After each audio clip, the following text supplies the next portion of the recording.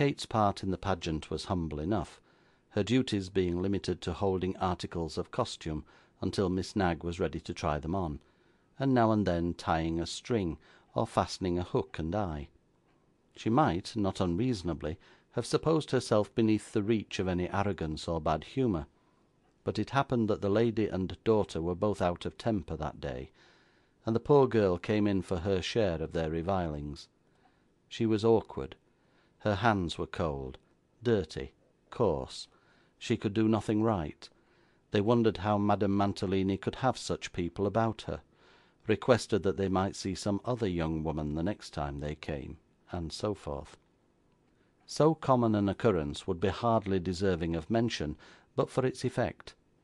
Kate shed many bitter tears when these people were gone, and felt for the first time humbled by her occupation. She had, it is true, quailed at the prospect of drudgery and hard service, but she had felt no degradation in working for her bread until she found herself exposed to insolence and pride. Philosophy would have taught her that the degradation was on the side of those who had sunk so low as to display such passions habitually and without cause, but she was too young for such consolation, and her honest feeling was hurt.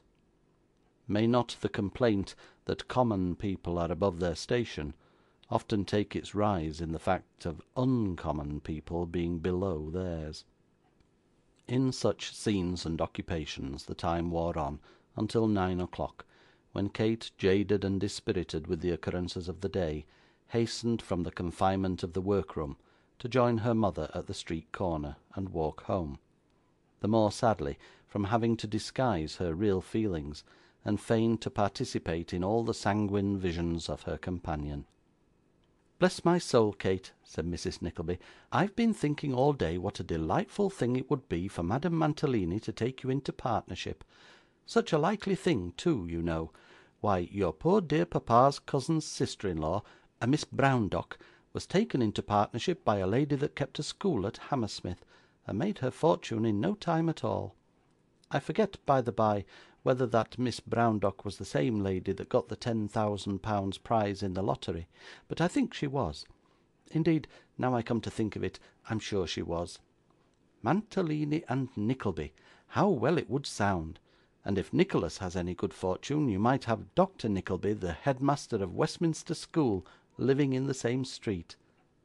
'Dear Nicholas!' cried Kate, taking from her reticule her brother's letter from Dotheboys Hall.